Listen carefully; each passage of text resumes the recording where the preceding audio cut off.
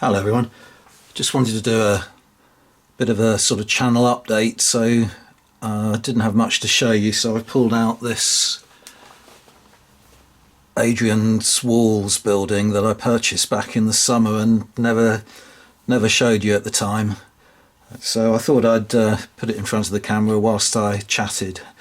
So yeah, this is a building I purchased to use in conjunction with my Arab Revolt figures that I'm painting up.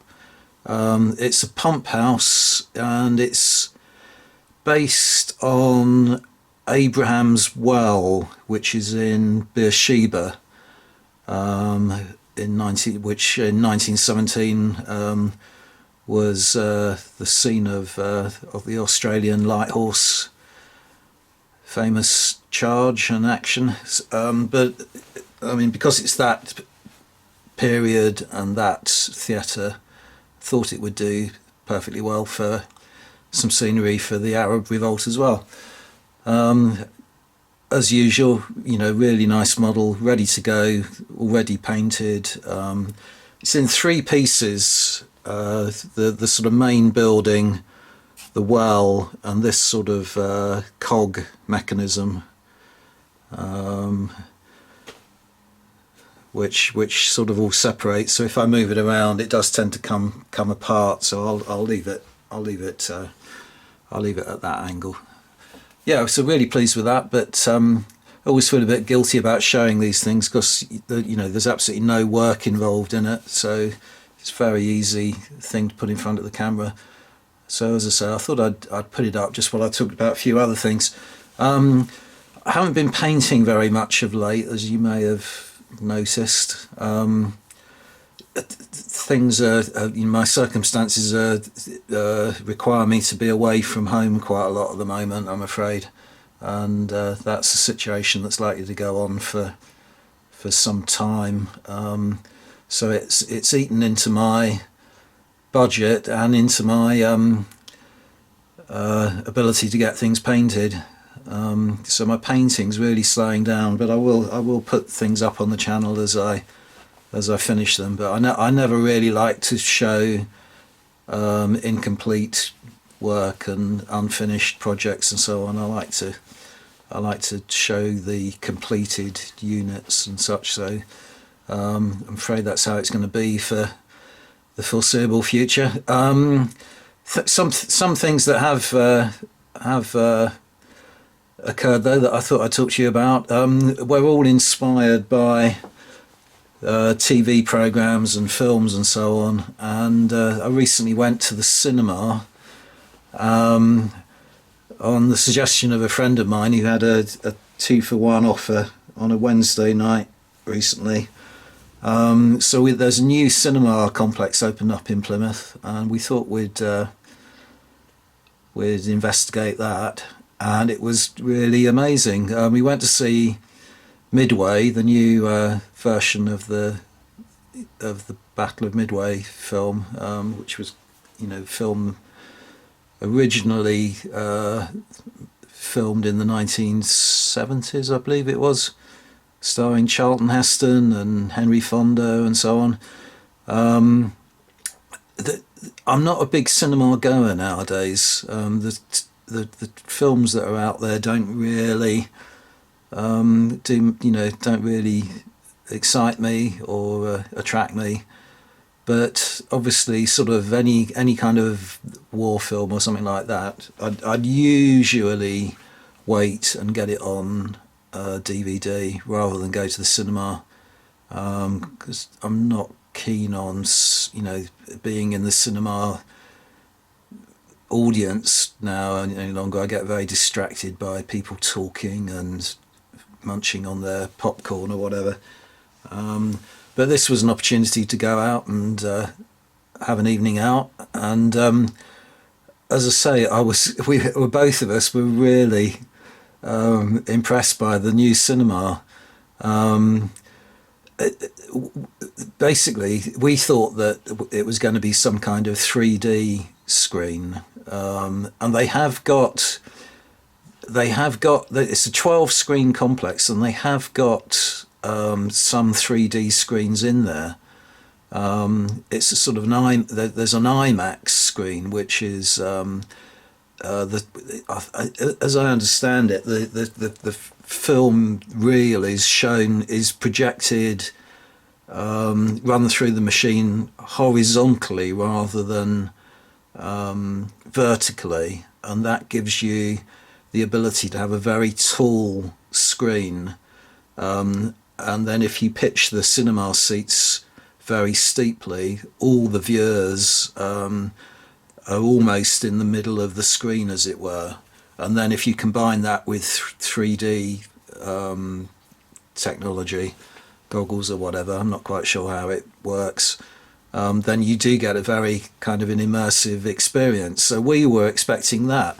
But what we actually went into, what he booked the tickets for, was a 4DX version of the screening, and it was only on, Midway was only on this screen for 2 days in the middle of the week, as a result of which there was hardly anyone in the audience. There were probably only about 20 people in the audience, and it just took our breath away, really, the experience, because I've been looking it up, and there only appears to be about, I don't know, about a dozen 4DX screens in the country at the moment. So we're really lucky to have got one in Plymouth, and the seats are almost like a fairground ride.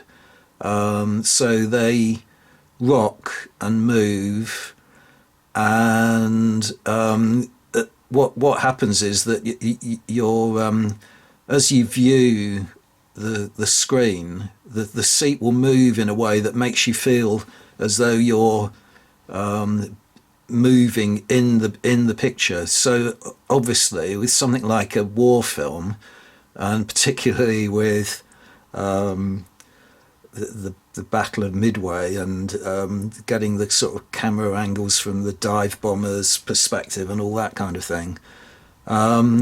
You know, as you're watching the screen, that, you know, diving down onto a carrier deck, the whole seat is juddering and rocking about, and it's not just the movement. You've also got there's lots of sort of sensors or whatever in the back of the seat.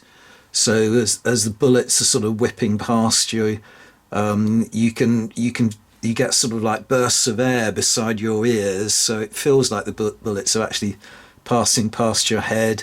If the bullets are hitting the back of the plane, there's lots of little pings and so on going off in the back of your seat. There's other sensations around the back of your legs and your feet. There's a sort of smoke that comes up from the front of the cinema auditorium, so you're peering through smoke, and most bizarrely of all, there's actually water that's, I don't know where it comes from. It's kind of like dropped down from the ceiling or sprayed from the seat in front of you. I've no idea. But what you get is a lot of the experiences of, for instance, there's a clip in it showing the Doolittle raid and the launching of the Doolittle bombers off of the aircraft carrier that bombed Japan, and that they took off in really, you know, severe kind of weather conditions. So while you're looking at the pictures on board, you're getting sprayed in the face by water and so on. There were a couple of times where I was wearing glasses, and I had to take my glasses off and wipe them down. So the whole thing is, you know, really immersive. War films are an ideal subject for 4DX screenings. So something like recently the film Dunkirk, I got that on DVD in the end, and watched it on DVD, and it didn't really impress me very much. I thought the way they played around with the timeline was absurd, and it really kind of distracted from the storyline. You know, trying to work out at what particular moment in the story a particular scene was set. I found that really bad. But in terms of the 4DX, had I seen it on 4DX, I mean, it's a perfect film to watch. You know, with lots of kind of explosions, so the seats jump up in the air and so on, and really kind of, you know, all around sound. And it struck me watching Midway, that it's interesting that the earlier version of Midway, the one in the 1970s, was one of the films that they filmed it in Sensurround, which was the closest they could get to an immersive kind of film in those days.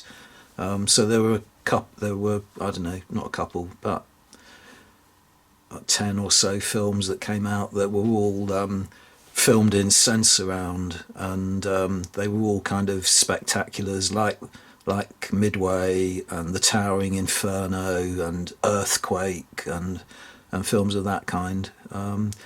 So I think in terms of the type of films that are likely to be made to employ all that 4DX technology, it's sort of promising. The only cloud on the horizon really is that Cineworld, who own these cinema complexes, are doing very badly financially. Their shares are really deteriorating. Share prices are really deteriorating at the moment. And I mean, it was noticeable how few people were in that cinema on the night we went, and how difficult. I mean, to fund that level of sophistication in terms of the cinema, I really don't see how they can possibly be making it financially viable at the moment. But if you're near to a 4DX cinema, I can really recommend trying it out, because it really is a new angle on cinema going, and I'm inclined to go again, were it not for the fact that, as I say, there are very few films that I want to see at the moment. I mean, going into the kind of Christmas period now, they're all things like Frozen and so on.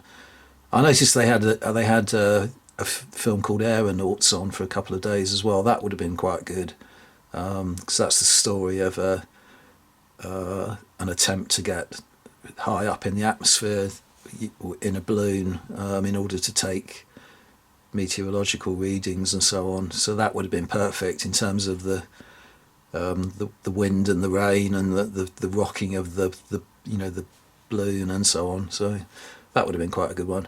The only other one possibly coming up in the future, the film that I'm keen to see when it comes out, is that they're remaking Dune, which was originally filmed by David Lynch, and he kind of disowned it because he was so unhappy with it. But I've always rated that film, and I've always enjoyed the book. I've read Frank Herbert's book, science fiction book Dune, 3 or 4 times now. So that I know there's a remake of that film coming out, and that would be a good one to see in 4DX as well. Yeah. So other than that, that's what I've been up to. The one other thing that I did want to say in this video is that I've just subscribed to a new channel, which I think is going to be looks very promising. It's called Billy Goat Wargaming, and I'll put a link to it down in the comments section so that you can check it out. It's basically a wargamer. He must be based somewhere around where is it? I've forgotten where it is. But he's close to Peter Pig. He's a big fan of Peter Pig, and recently attended their kind of annual convention. He played a lot of Peter Pig rules and Peter Pig games, and that's quite opportune because I know there's a few channels out there who are beginning to explore 15mm wargaming.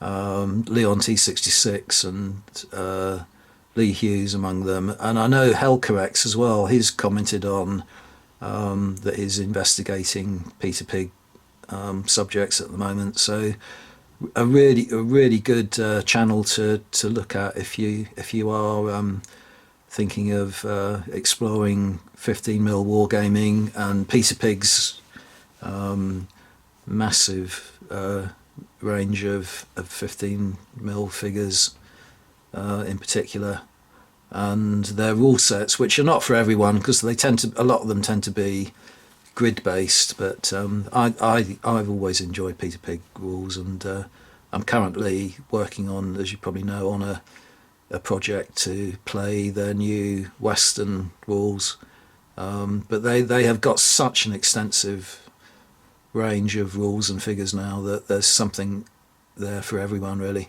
So yeah, Billy Goat Wargaming, and I'll put a link below.